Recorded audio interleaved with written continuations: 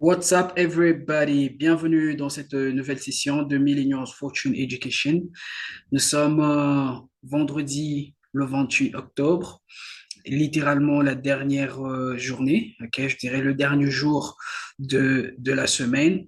Comme vous le savez, le marché financier ouvre le lundi et clôture le vendredi. OK. Alors, voilà. Nous allons passer en revue littéralement toutes les paires que nous avons vues tout le long de la semaine. Essayer de voir les paires qui ont bougé et celles qui n'ont pas bougé. Celles qui n'ont pas bougé, bien sûr, on va garder un œil sur ces paires pour la semaine prochaine. Il y a d'autres qui ont déjà bougé, qui nous ont fait des profits. OK. Et voilà.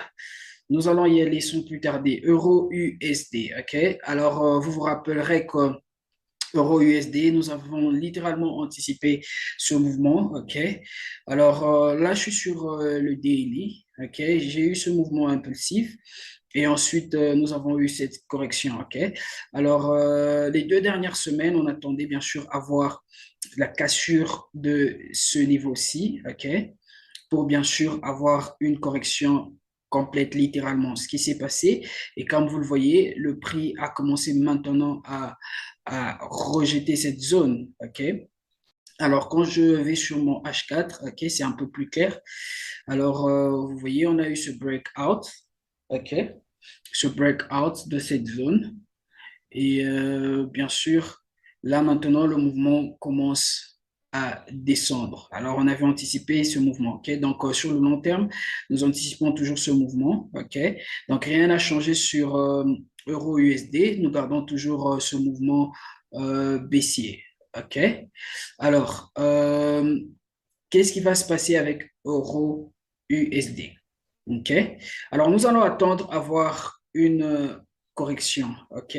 Nous allons attendre que ce mouvement finisse, que ça nous donne une correction. OK. Une correction quelconque va nous confirmer la continuation de ce mouvement et bien sûr, ça va nous donner un point d'achat.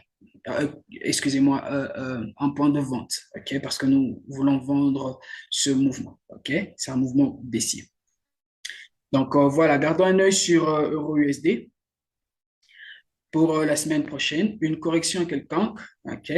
Donc, vous pouvez le voir, il est revenu retester ce niveau et ensuite reparti à la baisse. OK. Il peut encore revenir retester ou voilà, on va juste observer et voir qu'est-ce que le prix va nous donner la semaine prochaine.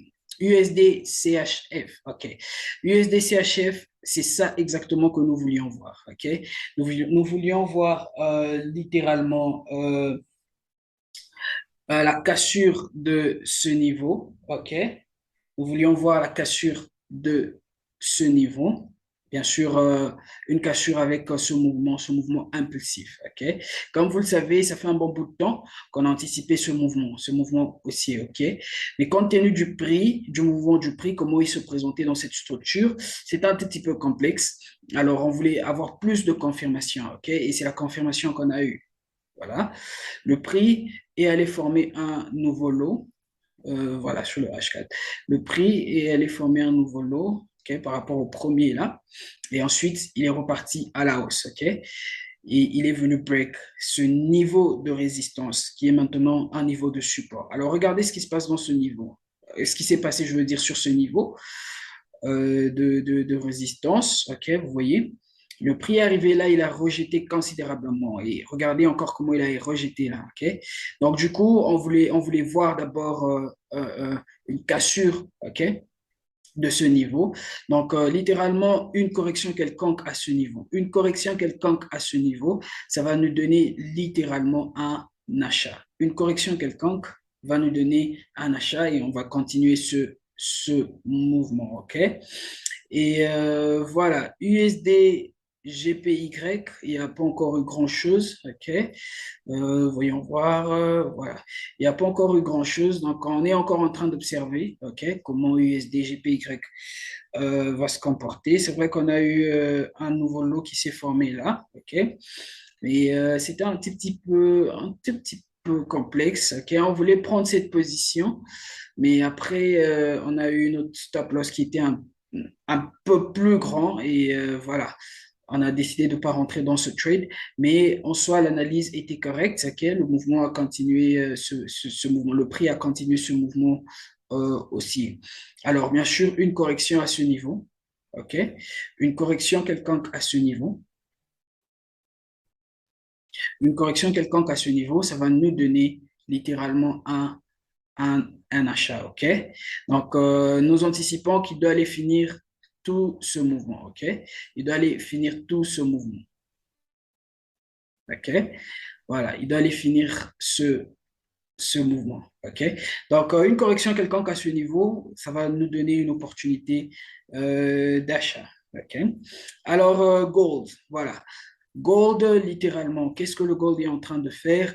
On avait pris ce premier trade, il nous avait donné un profit, et ensuite on a eu une correction, et nous sommes rentrés dans ce second trade qui nous a donné également un profit, et ensuite nous sommes rentrés également dans ce troisième trade qui nous a donné un profit, et là vous voyez que le prix est en train de venir redescendre, le prix est en train de descendre, ok? Alors, littéralement, nous anticipons que le prix doit venir finir, ok, ce mouvement qui est là. Donc, on va garder un œil sur le gold, OK? On va voir comment le gold va se comporter parce qu'on est en train de voir, il crée des mouvements agressifs, correction, mouvement agressif, correction, OK? Donc, on va garder un œil sur le gold. Il y a probabilité que ce mouvement continue, OK? Mais voyons voir comment celui-ci va se développer, OK? Il peut faire quelque chose de comme ça, il monte un tout petit peu et ensuite il revient nous donner un nouveau bas, OK? Plus bas que le précédent et ensuite il repart à la hausse. C'est une probabilité, OK? Donc, gardons un œil et on va voir ce que ça va nous donner. Et ensuite, USD CAD. USD CAD, nous avions bien sûr anticipé ce mouvement, OK? On a voulu avoir un mouvement plutôt clair, OK? Alors, ici, avec USD CAD, on a eu ce mouvement qui était en train de descendre. Sur ce mouvement, on a voulu voir un nouveau low, OK? Un nouveau bas qui allait bien sûr être plus bas que ce point-là, OK? Pour bien sûr anticiper un achat. Mais ça ne s'est pas passé comme ça, OK? Le prix est venu, il n'a pas break le bas là. Il est reparti à la hausse. À cette zone, il a rejeté considérablement, OK? Vous voyez, le mouvement est encore reparti, il s'est rapproché de cette zone, il a rejeté encore considérablement, OK? Et il a créé un nouveau low. Également, là, on voulait prendre ce trade, OK? Parce que bien sûr, il a donné un nouveau lot, OK? Mais on était un tout petit peu hésitant, OK? Alors, on n'a pas pu prendre ce trade également parce qu'il y a probabilité hein, que le prix revienne. Alors, qu'est-ce qui va se passer avec USDCAD? Si le prix revient nous donner un nouveau lot, un nouveau bas, plus bas que celui-ci, OK? On va prendre la position, un achat. Et si le prix revient à cette zone, tester cette zone et puis la break de façon agressive, on va attendre à avoir une correction quelconque, OK, pour bien sûr prendre un achat. Voilà comment nous allons approcher cette paire USD-CAD. OK? Donc là, ce sont les deux probabilités. Si le prix revient nous donner un nouveau lot, là, on va prendre un achat. OK? Et si le prix break, on ne va pas le prendre de sitôt, on va attendre à avoir une correction quelconque, OK? Pour bien sûr anticiper l'achat, OK? Mais sur le long terme, OK? Le prix doit aller finir ce mouvement, OK? Sur le long terme, nous sommes en train d'anticiper un même mouvement que celui-ci. Voilà. Voilà USD4, OK? Alors, Odd USD, OK? Odd USD, nous avons un pending order quelque part là, OK? Parce que quand vous regardez la structure, il est en train de monter, il donne une correction, il monte, il nous donne une correction, ce qui s'est passé ici, OK? Ce trade n'a pas encore été déclenché. Et voilà, si aux alentours de 15 heures, le trade n'est pas déclenché, on va annuler cette position, OK?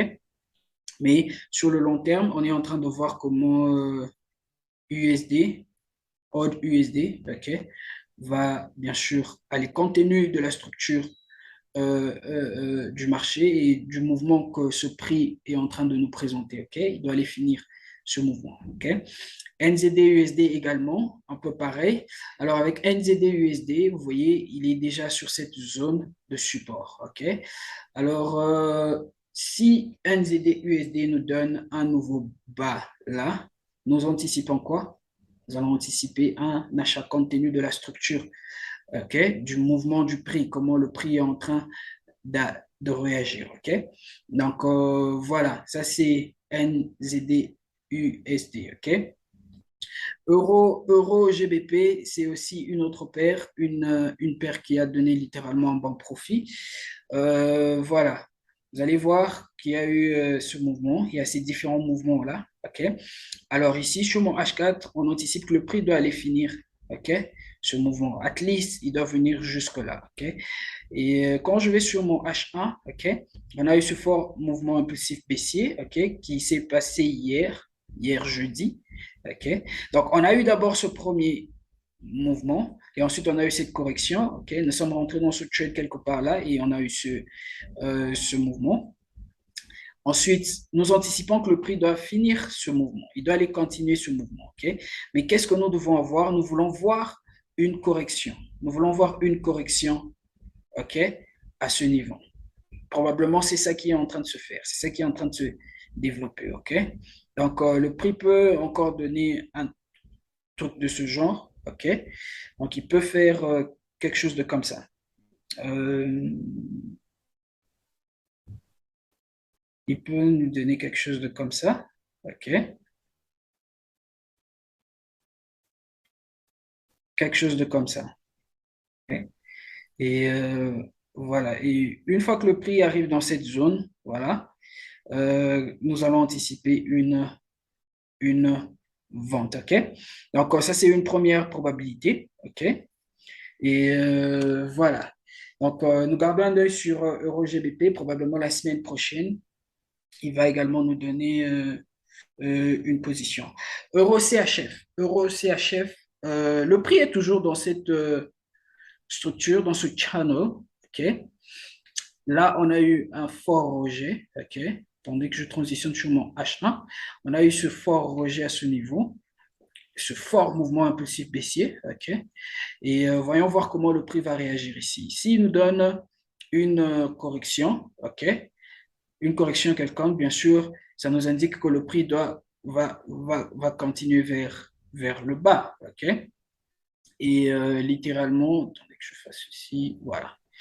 Le prix va continuer vers le bas. OK? Donc, une correction quelconque à ce niveau, euro CHF, qu'est-ce que nous allons faire? Nous allons anticiper la vente parce que le prix doit venir finir, OK, ce mouvement, at least jusqu'à ce niveau. OK? Il peut nous donner près de 170 pips, OK? Entre 160 à 170 pips. OK? C'est ça que nous anticipons. OK? Mais gardez à l'esprit que le prix ne va pas venir directement comme ça. Il peut le faire, OK? Ça peut arriver.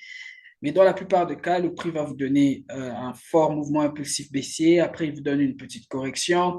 Et après, il repart encore. Et après, il vous redonne une correction jusqu'à ce qu'il va finir euh, ce mouvement. OK? Et les deux dernières paires, c'est GBP-CHF et GBP-GPY. GBP-CHF, nous sommes toujours dans cette structure, OK? Comme vous le voyez, il y a beaucoup de choses, beaucoup de trucs qui se passent dans cette structure, OK? Donc, voilà, on ignore d'abord cette structure pour l'instant, qui est une structure corrective, OK? Qui s'expand, un triangle qui s'expand. Alors, on va voir comment le prix va se comporter, OK? Mais comment nous allons rapprocher euh, cette paire, OK? Et si le prix nous donne un nouveau bas, plus bas que celui-ci, OK? Plus bas que le second, là, nous allons anticiper, bien sûr, un achat, donc la continuation de ce mouvement. Il se peut que le prix continue à la hausse, OK? Si le prix continue à la hausse, il doit être vraiment un mouvement agressif, OK? Et ensuite, nous donner une correction. Voilà comment nous allons approcher cette paire. OK, GBP, CHF. Et ensuite, GBP, GPY, voilà ce qui s'est passé. Avec GBP, GPY, voilà. Voilà, on a eu un triangle qui se contracte littéralement.